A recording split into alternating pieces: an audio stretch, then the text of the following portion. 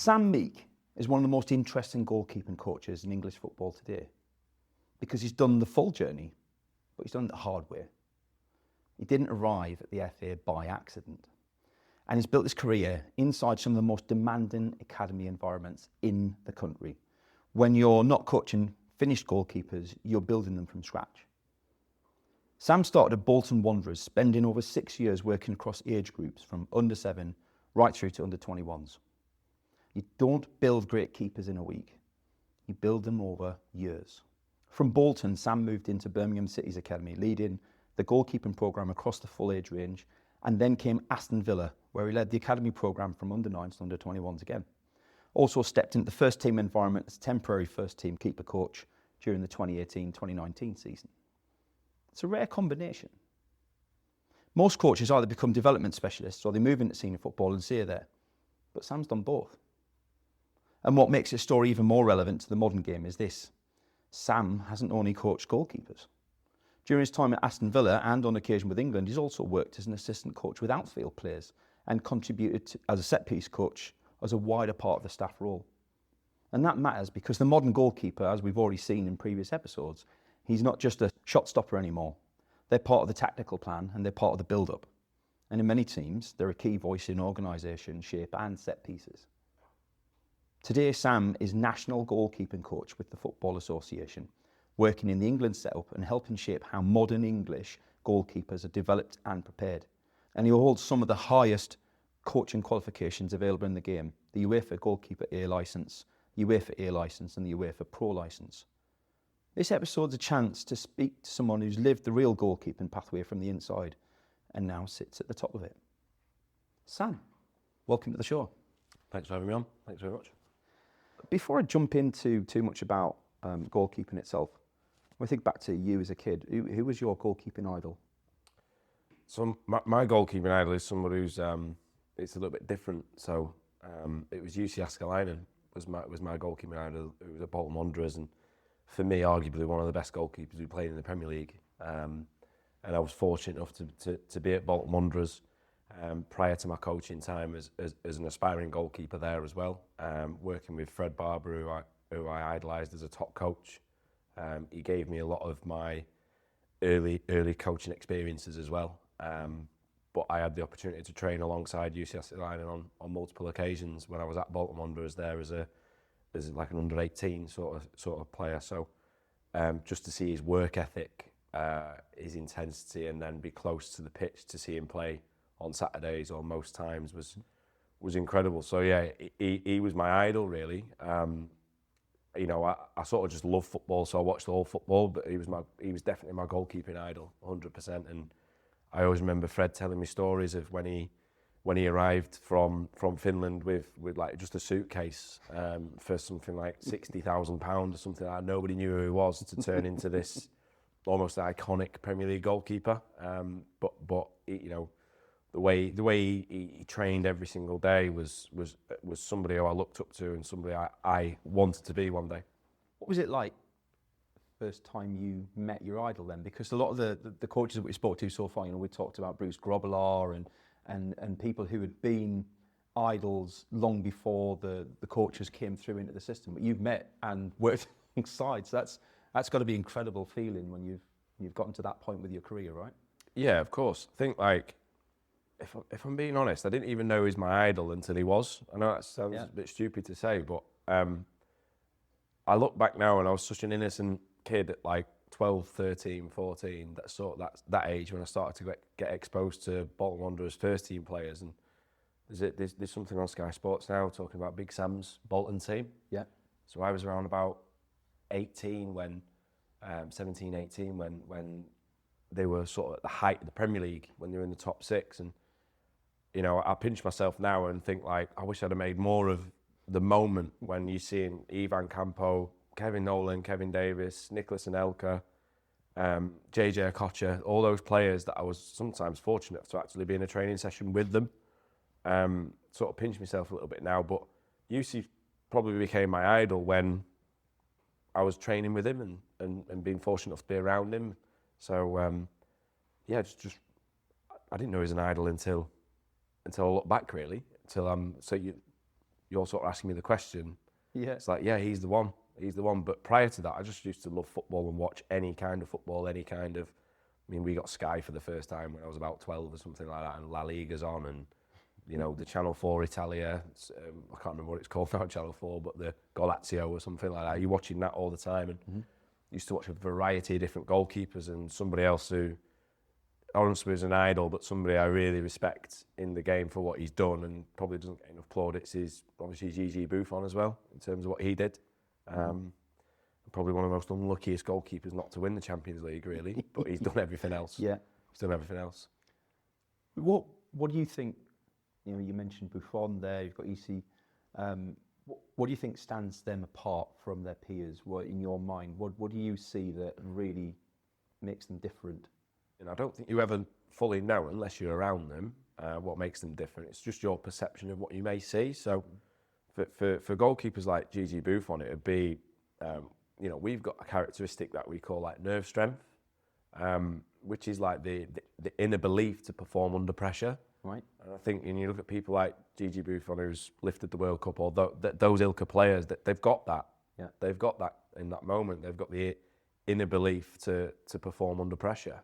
In some of the most pressurised games in the world, you're talking World Cup finals, European Championship finals, or massive Champions League games. So almost thrive under it.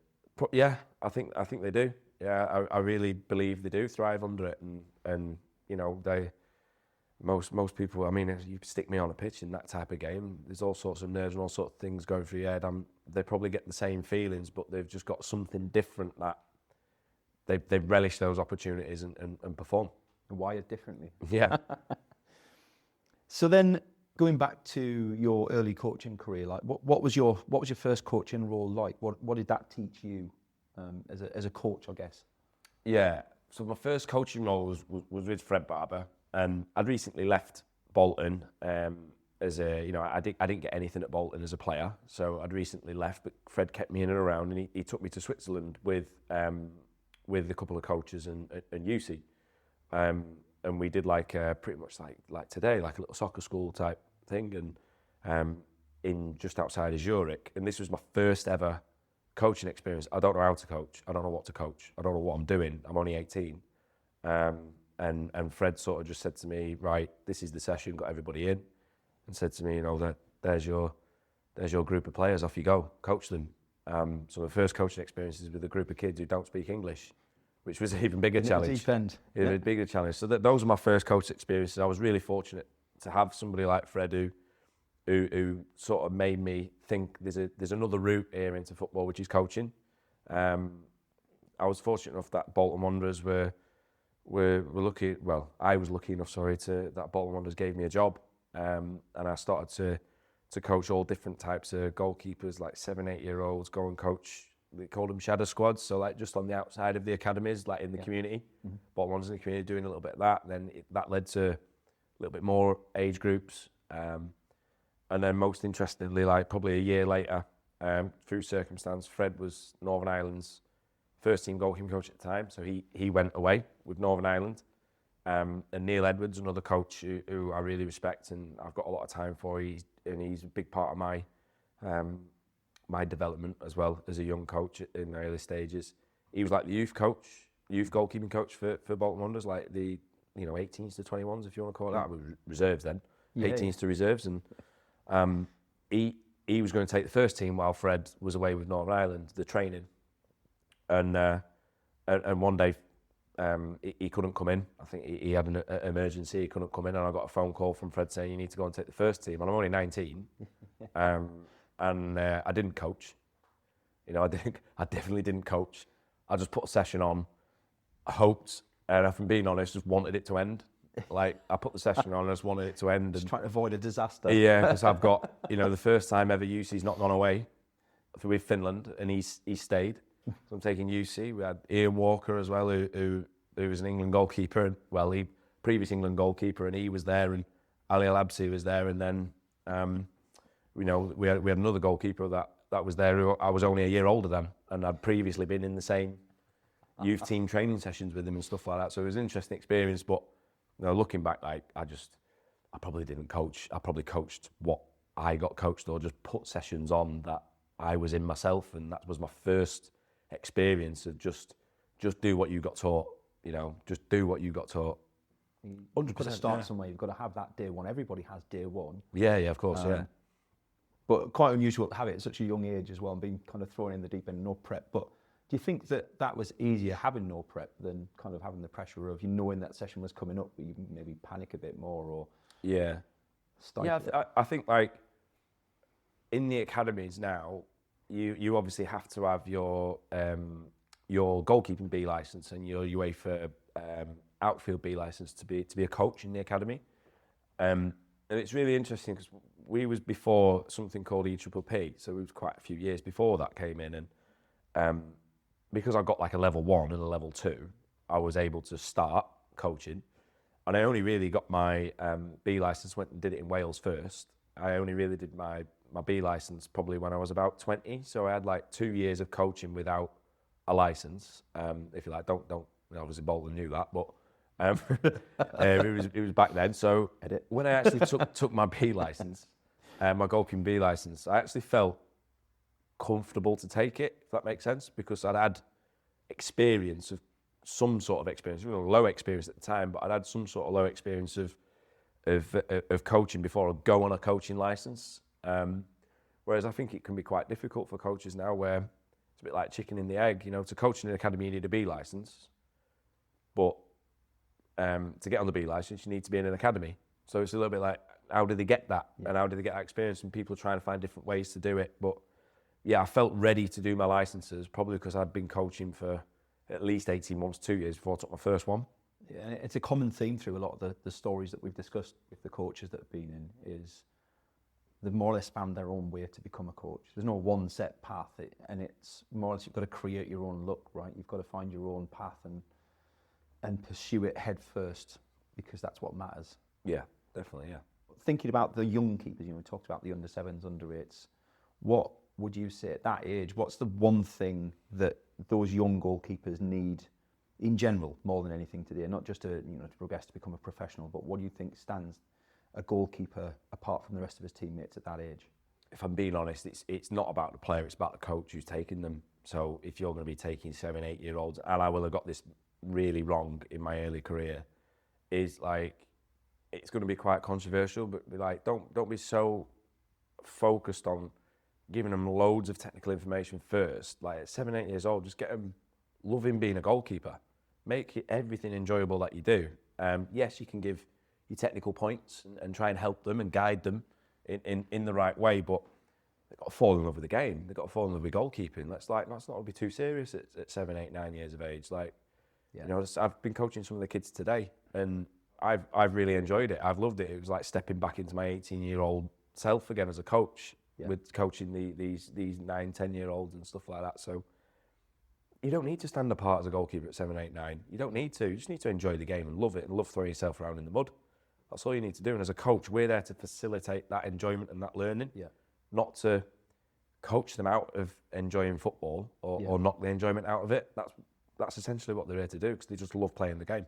And I think that was reflected in your session today. I asked my son after we finished the coaching, and he picked yours, and I thought, oh yeah, he's picked it because Sam was in it. Of course he picked Sam's. And what I actually said was he enjoyed the game at the end, because you made you learned some skills, but you actually turned it into a game which the kids really got into, and I could see you really getting involved in it and getting it and digging in deep with the kids and stuff. And I think that bond between the coach and the kids is really, really important. No matter whether you're a grassroots coach, whether you're in an academy, it's that bond between, because without that bond you can't teach. You can't coach, you can't develop them, you can't, because they're not going to listen. No, we are.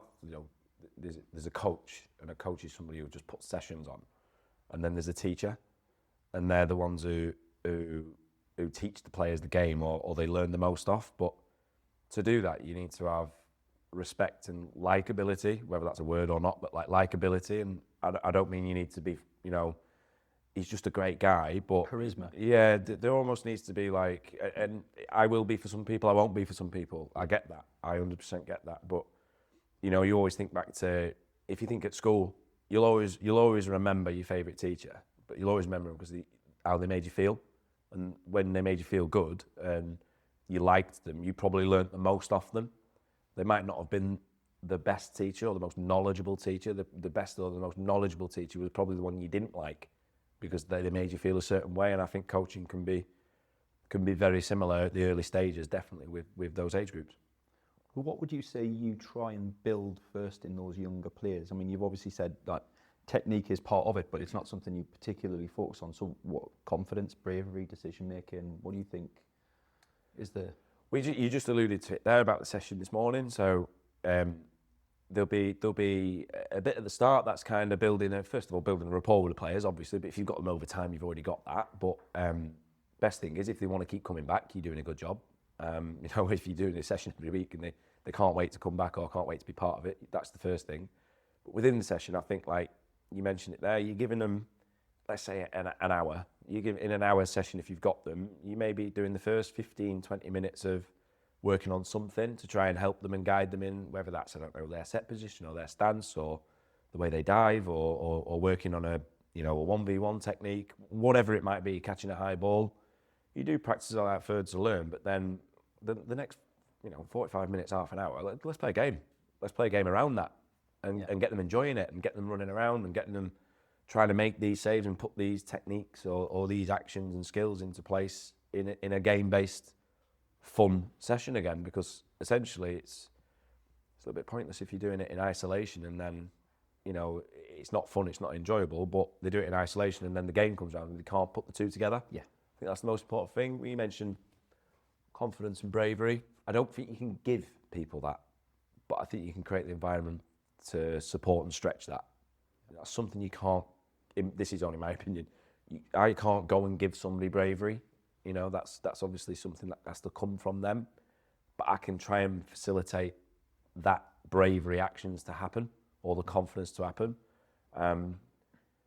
You can't give somebody confidence. You can try and help them with it, but you can take confidence away very easily. You can take confidence away and knock confidence out of players very easily, and it's really hard to build it back after you've done that. I see a lot of keepers who do one-to-one coaching sessions or they do group goalkeeper coaching sessions and they do their team training sessions where it's away from that goalkeeper coach and it's with their team coach, and the two aren't the same person and they're trying to get different things out of the kids and teach them and coach them in different ways.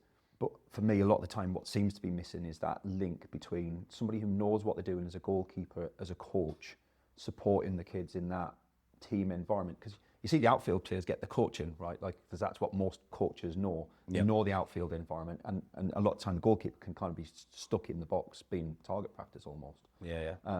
If you're lucky, like you get developed as a goalkeeper, you get developed the outfield stuff, but there never seems to be that link back the other way, which from a lot of the coaches we've spoken to is becoming more and more important. You being involved as a sweeper keeper, you need to know both the outfield, but then you see it's important as well for the outfield players to understand the goalkeeper too, right? Yeah, of course. I think like the way coaching's slightly changing would be you have to start UEFA C now. So if you're going to be a coach, there's a UEFA C level, and part of the UEFA C level there's a little element on goalkeeping, and it's not the technical aspects of goalkeeping. If you want to learn that, you go on your goalkeeping pathway. But it's been a real drive from UEFA and FA to implement integrating goalkeeper into outfield sessions and what you might coach them within that. Simple things such as their position, their communication, and their actions within that, whether it's a possession practice or something out of possession. But integrating the goalkeepers into it is really crucial and really key, because they're going to spend a lot of time with the team, and most of their effectiveness is going to be in the game with the team and what they do in the team and against other teams. It's not going to be one-to-one with somebody. That's where we can try and help them to be more successful within the team scenarios. So definitely getting outfield coaches to implement the goalkeepers and keep them engrossed and be able to connect that little bit together. And likewise, the goalkeeping coaches have to be, driving that as well. If you're going to be a goalkeeping coach to really help your goalkeeper, I think where you can help them with the learning is you worked on some bits with yourself, and then if that's going into the team, you're still there supporting and helping within that moment and helping them connect the dots from the isolated practice, if you like, that then joins into the team. That's still your job as the goalkeeping coach. Your job's not done when they go over to the team. Your job is still to help them and guide them through what they need. Got to find the trigger points for when they do the things that they've been learning one-to-one. Got to put that into practice with the experience of when do I leave my line to go out for a 1v1? Yeah. When do I set and I have gone out for that 1v1? What's the things I'm looking for? And I think it's tough because quite often you don't have both coaches present at the same time. And that's the way things are. So it's interesting. I think as things develop more, I think that might be something that maybe has to change a little bit for the grassroots coaches. Are going to have to become more comfortable with their keepers. So you then moved into Birmingham City and you led the academy programme. So what changed for you as a coach when you're all of a sudden responsible for the entire age range? Yeah. What's different then? So one of the first things that changed, not necessarily at Birmingham, there was a little transition period at Bolton. So I've already mentioned EPPP. That's quite evident and heavily in our academy systems now. But when that came in, it made you put syllabuses together. It made you put individual development plans together. It made you do all these things that sometimes at Bolton you were subconsciously doing it without it being on paper or without thinking about it properly. So it made you put a programme in place and really think about different things and different ways of doing things. And when I first went into Birmingham City, I suppose what I brought to Birmingham City was my coaching. What I learned from Birmingham City was developing players, people, and utilising the programme to help them develop. That's exactly what I learned. So when I came to Birmingham City, there was definitely an emphasis on, improving the players and making sure everything's aligned, which was something that we not had at Bolton, but we'd not thought about it too much. Yeah. And the academy manager at the time would have been Christian Speakman, who was brilliant for me, really good for me. At the time, I couldn't use a computer really. I couldn't use we had one computer at Bolton in the grounds and that we just logged on PMA whenever we could. And then I go to Birmingham City and you get an Apple Mac that I didn't know how to use it. And all the off-pitch stuff now really started to develop me as a coach and make me better on the pitch. So all the analysis side of things and really taking ownership of that sort of stuff, to do my clips with my players, to make sure that we did one-to-ones with players after training, filming training, but filming the right things, and going after that sort of stuff. And my sessions started to change. They really started to change. So I've got a few people that I constantly keep in touch with and keep in contact with for different things, if you want to call them mentors or something like that. And I'll never forget one, I won't say who it is, but one person I sent in my session from Birmingham, and I thought, yes, it's top this. Really good session. Thought it was really good, really good. And I cringe now when I think about that, because if I watch that session back, it was terrible. It really was. But I did this session, I sent it to him, and he said, come up and have a coffee and stuff like that. And I went to meet him, and he was like, you look like any goalkeeping coach in the country. It was like shot across the bow a little bit. What's your point of difference? I could have watched that, and that, if I didn't know it was you, it could have been anybody. And this session doesn't make sense. When do they do that in a game? What's going to set you apart from these types of goalkeeping coaches? And how are you going to be slightly different? How are you going to get to where you think you're going to get there one time? And it was like, wow, I've not thought about that, or I need to think about this. So I started to play around with my sessions a little bit and start to, ironically, spend more time with outfield coaches to flip it the other way. Yeah. So what are you teaching your strikers in these scenarios? And they're starting to tell me, all right, well, if I know that's what the strikers are getting taught, how can I teach the goalkeepers against that? Yeah. And how does my session now replicate this? So, that session, yes, in terms of it was rubbish. I'm laughing because it really was terrible now, thinking back. But my sessions then started to change, and things like defending the space or balls behind the back line. Again, another coach was saying to me, I don't think our goalkeepers are very good at it. Why is that? And I was like, well, because we're not doing it until the game. So how are we going to do it? Well, I need to start putting goalkeeping sessions on that they coach balls in behind and defending. But maybe we come together as a staff and we put sessions on where players are working on running in behind from an attacking point of view. Well, we're now working on balls being played in behind and defending the space and getting the distances right. And we're getting a little bit closer now to developing the players and helping them when they get to the games. Yeah. So Birmingham was brilliant.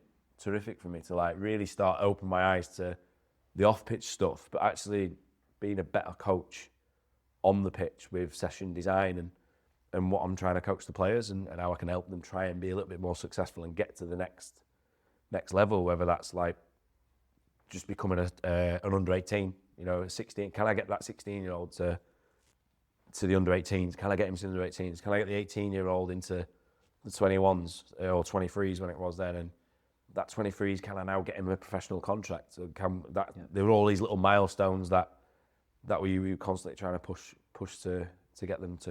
It's a good point, because a lot of players probably don't think about it from the coach's perspective, but you guys are working top down, right? You know the kind of keeper you're trying to develop. And there's usually a kind of a strategy in the back room in the club about what kind of a team they want to build and how they want to play and what's the ideal scenario. And then that feeds down into the keeper pathway, right?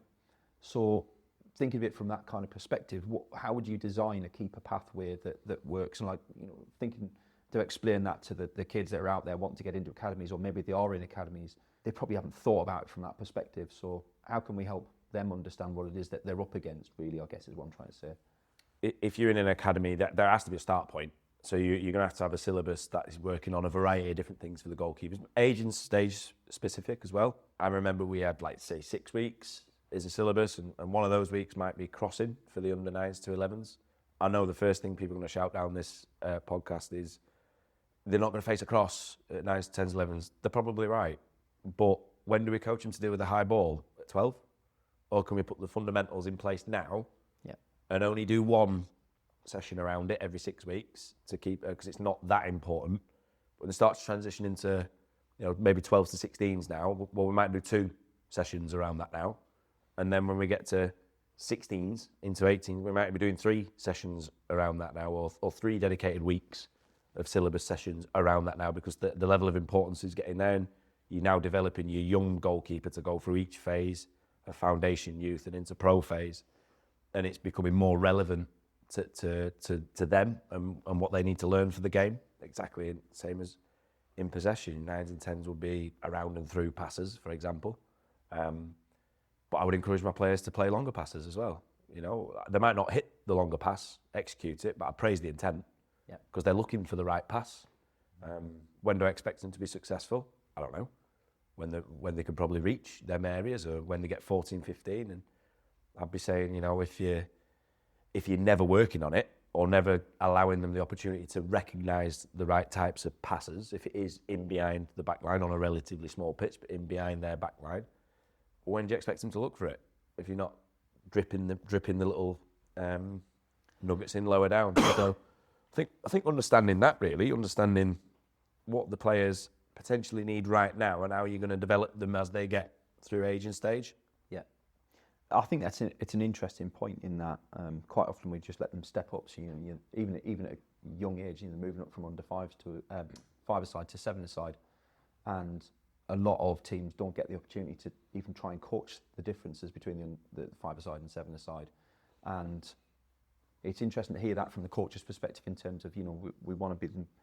You might not be dealing with might not even be able to header. You're not needing to catch high, but if you coach them early, by the time that's coming in, then they're going to be more capable. They've got the experience. They've got the muscle memory to be able to do it at least, and then they can start to put it in practice. It's useful. You went from Birmingham to Aston Villa, and I'd imagine you've met some interesting characters at Birmingham to start with.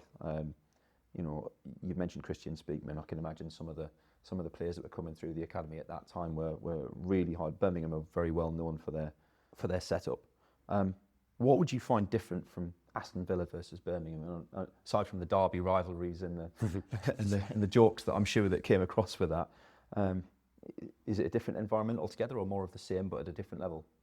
Yeah. So again, Aston Villa was like another little step up and a different environment and a different expectation and perception. So Blues fans have just switched off. By that's it, gone. Sorry. No. Aston Villa have an expectation of being the biggest club in the Midlands. That's what they have an expectation of. They obviously have a bit more opportunity financially.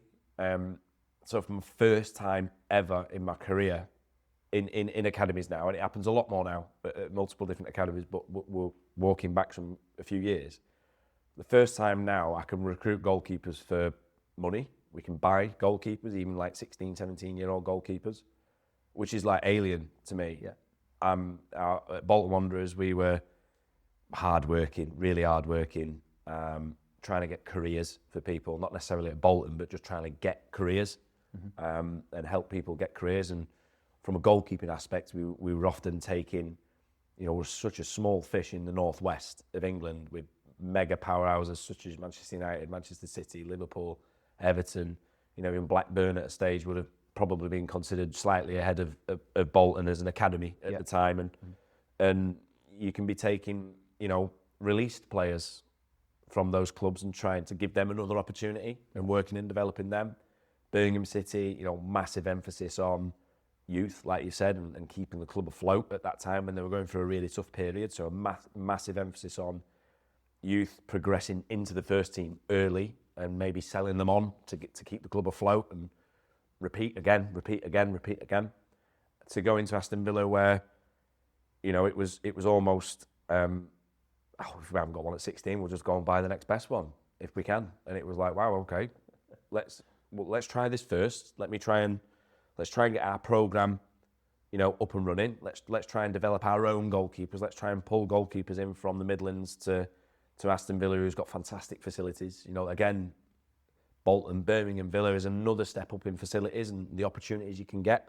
What I did find at Aston Villa was like, I'm so glad that I was at Bolton and Birmingham before that, and Aston Villa wasn't my first club with such brilliant facilities, shiny facilities, balls, any football you want. I'm not taking footballs and cones back home that are wet through back to Sheffield, for my day off, and they're in the car stinking because everything's there, everything's perfect for you. So I'm so glad I had that bit because it really made me think, right, we can really do something good here at Villa because we can start developing like we would as if we were a club that is like a club that needs to take players from somewhere else or needs to develop. And let's develop our own first, knowing we've got the fallback of we can also add in by recruiting. And being a recruiter was something completely new to me. I almost felt like it was my own money. As in somebody saying this goalkeeper's worth X amount, what do you think? And I'm like, I don't know. I don't always like in terms of in the building. I've never dealt with that before. I don't want to make a mistake. But we did purchase a few goalkeepers who Aston Villa who have gone on to play for the first team, and now they've moved on and they've got a career, good careers as well. Some are playing. One's played in European competition and stuff like that. So it was definitely an eye opener in terms of.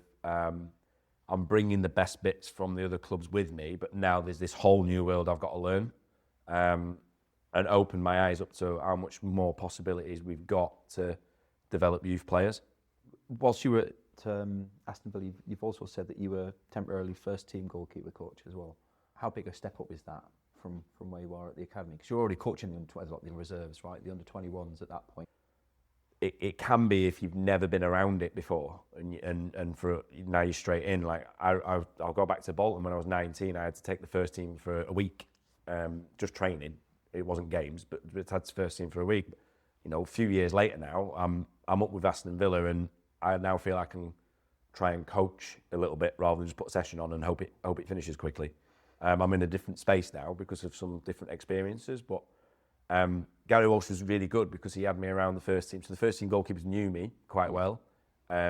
He'd involve me in quite a lot of the sessions, and he'd be allowing me to take, maybe the first part of the session, maybe the first 10 minutes, and then he'd lead on from that. Or a couple of first team goalkeepers go into the 11v11 with the team, and there's another goalkeeper. He'd say, "Why you work with him for a little bit?" So when Gary left with Steve Bruce, and then we had to step in to take the first team. I already knew the keepers quite well, because I'd been around them a little bit, so it wasn't that difficult to create a rapport or something like that with them.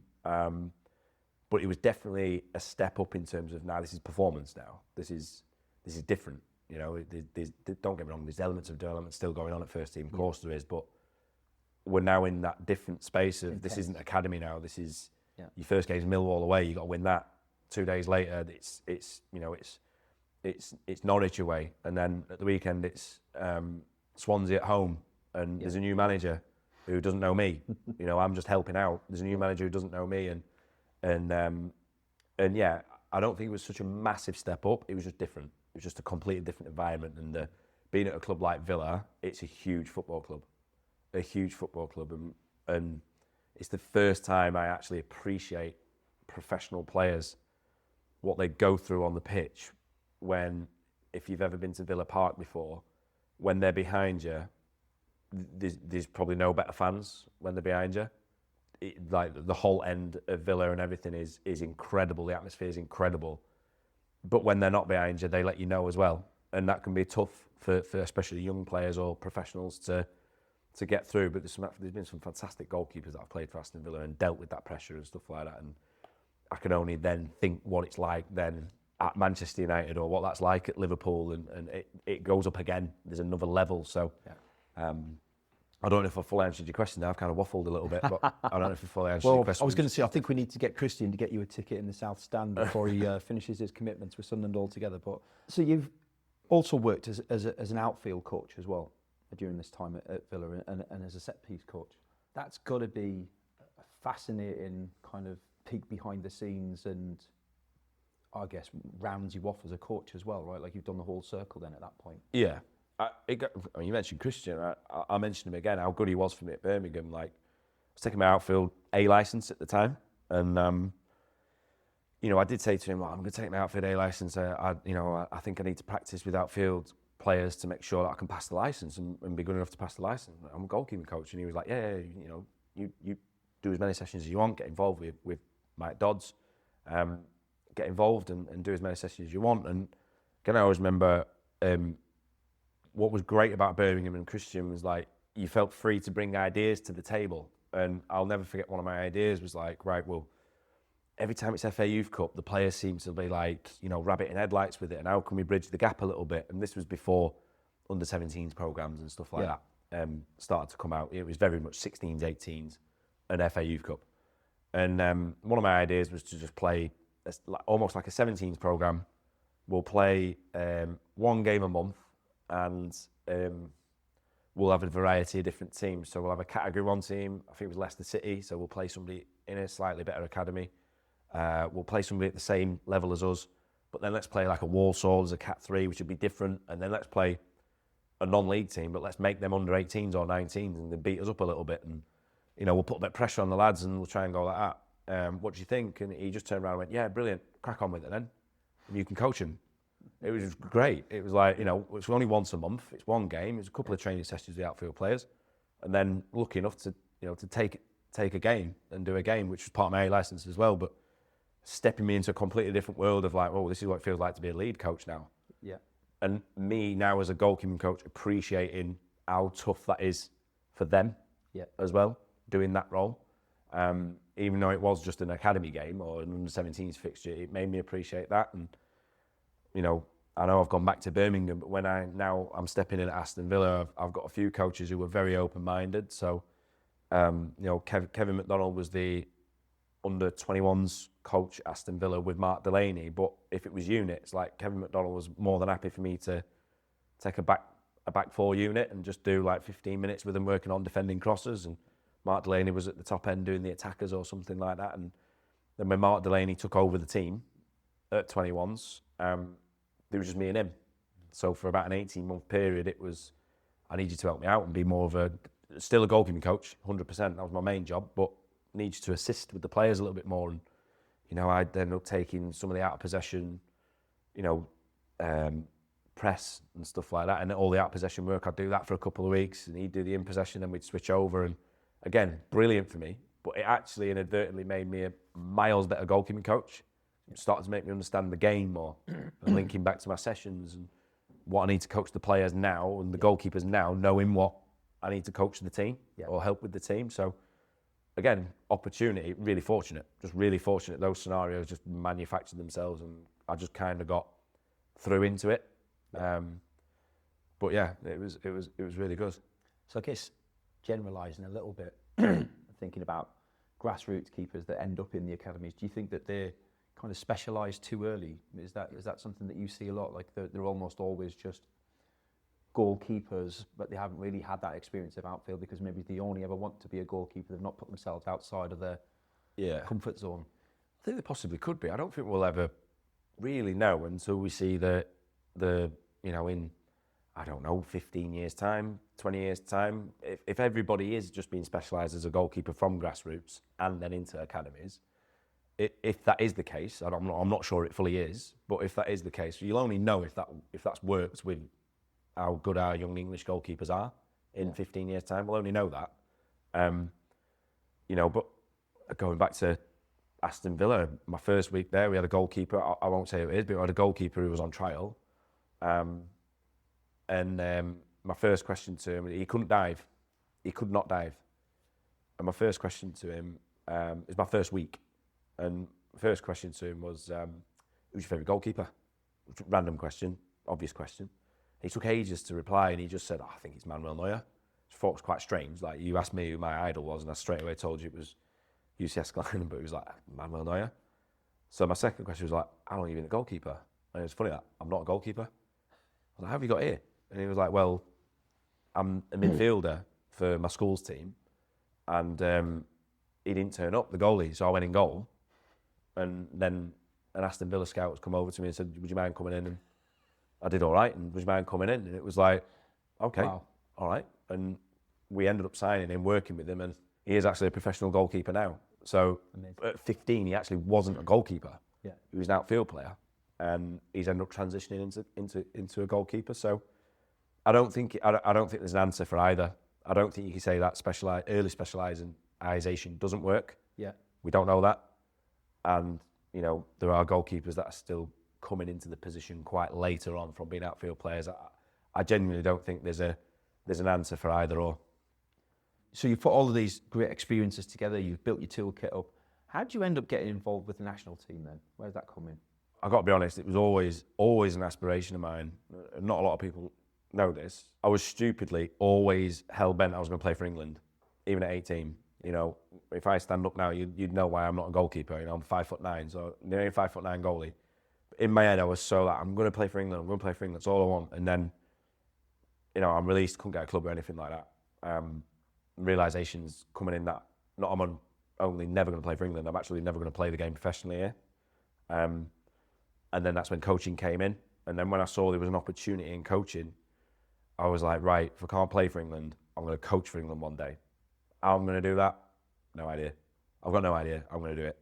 At the time, got no idea I'm going to do it. I've just got to try and get to the highest level possibly can do.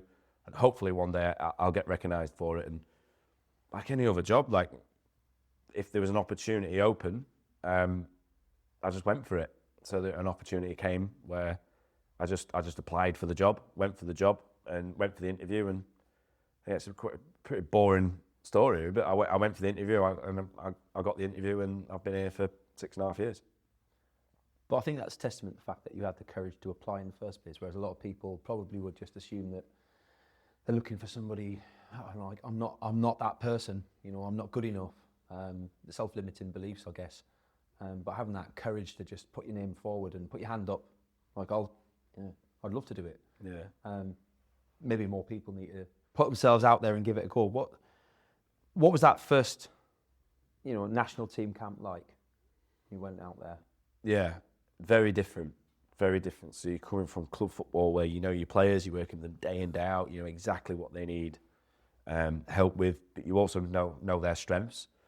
And then in the club, you'll know who your number one is, and the number two knows who he is, and the number three knows who he is. It's very rare that they don't know the pecking order, if that makes any kind of sense. And in international football, even at the younger age groups, like under 17s or something like that, can be quite tough for them because we'll internationally have the same 1, 2 and 3, especially when you get to tournaments and stuff like that. But you're forgetting you've got 3 number ones because they're number ones for their clubs. Yeah. So that can be quite different in terms of getting them to understand this is part of international football. This is part of a career, really. Inevitably, one day you're probably going to find yourself in a 2 or a 3. Very, very few people experience being a number one all the way through their career and being that top dog all the way through. There are there. Gigi Buffon's one.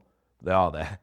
But very rarely you'll do different roles at different times, and it'd be quite difficult for a 16, 17-year-old goalkeeper to understand that, 'cause they all want to play for England as well. Of course they do. They all want to play for England, pull a shirt on, and represent the country. So off the pitch, that was kind of a different dynamic. On the pitch, you're working with 3 different styles of goalkeepers. So at your club, we mentioned the programme before. Yeah. I'm not saying every goalkeeper is the same, but you can have a similar style because they've come through your syllabus or your molded system. the keeper to your way of doing things. Yeah, and they will be slightly different, of course, but they'll be on the same sort of trajectory. Where you have 3 different goalkeepers. You can have one that's you can have one that's got this type of profile, and then the number 2's got a completely different type of profile. Number 3's got another different profile, and finding a way in a short period of time to make them effective enough to play the game, and maybe a really high stakes game, was different. So it's almost like a little blend of development and performance, which I really enjoy. We're still developing players at England, the youth players. We're still developing them all the time. We're giving them experiences that they potentially don't get at clubs, or don't get enough of at clubs. We're giving them different coaching, but we've got to perform and win. We got to put ourselves in 17s championships, 19s championships, 21s championships. We've got aspirations of. It's the same as the academy. We need to expose our 17-year-olds to this. Is the first time they get to European Championships at 17. We've got to get them to a championship. We've got to get them experiences of knockout stages, hopefully winning it, which the national teams in the past have done that, because if they might transfer through to the senior team. So can we give them experience of tournaments now, get them there, and try and perform and win, so it helps them if they're lucky enough one day to represent our senior team at the major tournaments. And that, as a coach now, that's a completely different dynamic to club, completely different dynamic. I'm working with clubs as well. How I think this goalkeeper needs to play for us could be completely different to how they play for their club. And it's an interesting dynamic where you've got to be really careful. I have to be really careful to be saying what you're doing at club is wrong, because that's not right. Can't tell them they're wrong, right? Yeah. But that's not right though either, because the club are doing what they need to do for them, but we need them to play differently. And I think the best message is we're only asking you to play differently. The best players in the world can adapt and play different ways. Yeah. So if you're going to be one of those players, I want you to play slightly different for us. However, if you play that way for your club for us, then that's wrong. And if you play in the way for your club for us, that's wrong. You've got to be adaptable and play 2 different ways and stuff like that. So the biggest challenging bit was that. So think about the time in the camp. How hard is it to balance the idea that you've only got limited time to work with the keepers ahead of their big games, versus we need to change these things that perhaps the club haven't worked on, or the keeper hasn't worked on, or maybe you've done something different for that game? How hard is it to balance that finite time that you've got with changing things? Yeah, I think if you look at it from a finite point of view, then you could be doing the job wrong. You got them for 10 days, but ironically, like if they're at a club for 10 days and they're training for, I don't know, 7 of those 10 days, but they're only in for an hour and a half and they go home, or they're only in for a couple hours or whatever, or you might only have. We've gone 24/7, so it's not just on the pitch that we can try and help and develop the players. Yeah, the 24/7 with us for 10 days. We're in each other's pockets, so we can work on the pitch, but we can also work off the pitch with them. Whether that even is going through clips or general chat, how things are going, loans, all that sort of stuff that they're going through, and helping with that. And I don't necessarily think clubs aren't doing stuff. I think that'd be wrong to say. Yeah. Definitely wrong to say. You're just noticing maybe certain elements that you might try and inspire them to go back to the club to work on. Yeah. So at a club, you'd be doing your individual development plan sessions. You'd be doing specific sessions, working on something really specific you've noticed, because that's your programme. Yeah. We need to have really, really good dialogue with the clubs, which we have got, to sort of go, look, this is something we've noticed. Is this the same? And I'd say quite a lot of the time it is.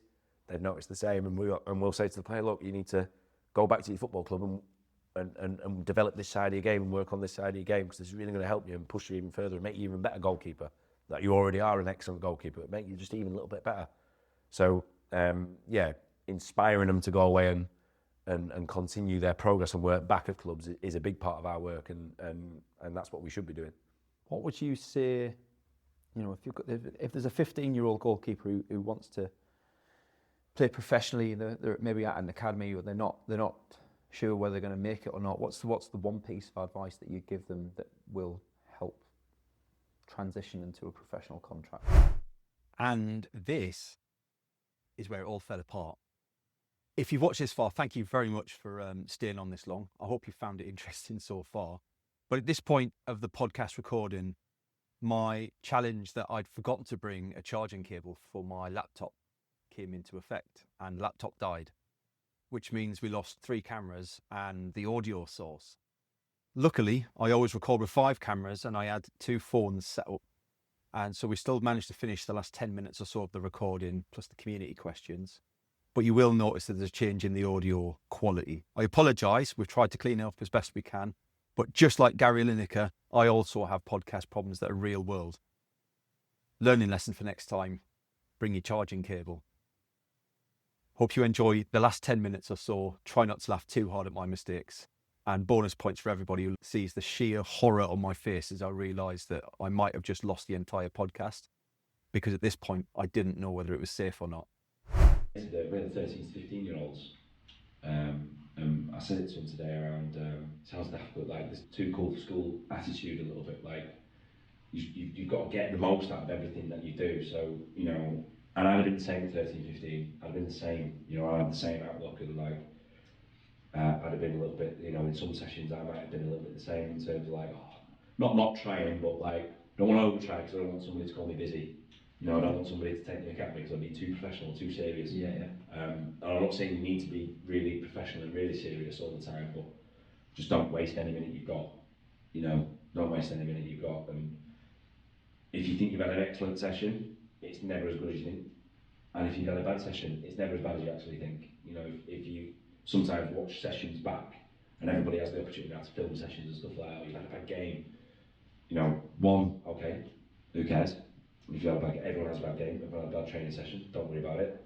Let's move on to the next one. You can't affect what's just gone, but you can affect what happens next. The most important moment in football is the next one, not what's just gone, because you can't change that. So, just not wasting any opportunity you've got. Grasp every opportunity you've got, train your hardest, do your best. You will have bad days, you'll have great days as well. So continue to just keep doing things well, and keep performing and keep pushing yourself to be the best you possibly can be. Everything else just takes care of itself. You can only control what you can control. You can't control anything else. You can't control whether the manager picks you. You can't control whether you have a good game. You can't control the result, but you can control how you behave in those moments and how you apply yourself. That's what you can control. So as long as you do that, everything else generally takes care of itself. So then, what's one coaching belief that you had early on that you've completely changed your mind on over the years? Yeah, I can actually say this because I came from a system that I saw worked, like a coaching system, curriculum, if you like, coaching way, philosophy. You want to call it philosophy? Goalkeeper. It worked. I saw it work. I was going through it. I felt it was working for me. I coached that philosophy straight away because that's all I knew, and there was some short-term success with it. And then the biggest belief was not every goalkeeper is going to be the same, and you need to get the best out of the goalkeepers that they've got. So, you know, it was like my early belief was like, well, they can't do that, so they're not for us. And that was my early belief, and I made some bad decisions when I was a young coach to either release a player or not sign a player because we couldn't do what we were asking them to do right at this moment in time. So it was almost like in my head that they're not going to fit our philosophy. That's it. You know, they can't do this, they can't do that. So, you know, they're not. And then a few years later, they're like, professional goal. Wow, I didn't see that coming. Like, where's that? Like, yeah, how's he got there? And it'll be because somebody else somewhere would have got the best out of them and unlocked them, or unlocked their potential. So, and it makes me think now, like, it's making you try and notice what they're good at and make them even better at that. Yeah. And allow them to thrive and flourish with what they're really good at. Don't try and make every goalkeeper the same goalkeeper, because that doesn't work.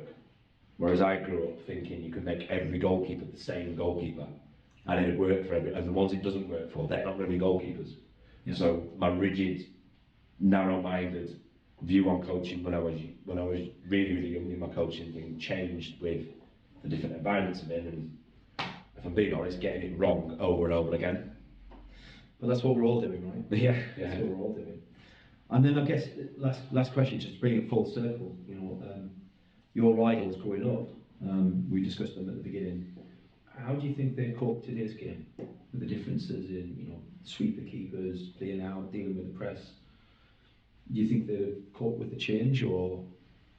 Yeah, it's an interesting question. People always say that. Like, people always say, you know, how would ex-goalkeeper be like in nowadays game? But I think you have to appreciate their game was different back then, you know, and the game's different now. So if they were the same age growing up through our system, would they have been able to survive? I believe they would, yeah, because they've been coached to deal with the demands of the game now. Yeah. And you asked me the question like, what sets the GT Buffons and people like that apart? Well, that's not going to change. No, they'd still have that. They'd still have the desire to be the best goalkeeper they possibly could be. So the game looked a lot different 20 years ago. In 20 years' time, who knows what it's going to look like? You know, who knows what it's going to look like? Only I think I can't remember the year now, but the goalkeeper rule changed. You know, a few years ago, when our people can come inside the box in the goalkeeper. Well, look how that's developed goalkeepers. Look how that's changed the game of football. There's going to be something else. There's going to be something else that changes. People will be looking at, I don't know, Edison one day in 30 years' time and saying, would he survive in today's game now? There's going to be the same things. Yeah. I think the way football evolves and the way it changes, it's up to us as coaches to adapt to that, to coach our players as best as we can, to that, understand it as coaches and try and help the players and develop them through. So if you're asking the question, would my idols have survived in today's game? If they'd have been brought up in the system, yes, because they had the same characteristic, they would have the same characteristic in a belief that they can perform under pressure. If that's with the ball at their feet, they have worked on that. You know, our system and our academies and our philosophy today is all about that. So that, yeah, they would have been, in my opinion, they'd have still got that. They'd have still got that. Thank you very much for your time, Sam. I look forward to talking to you again sometime. Yeah, thanks very much for having me.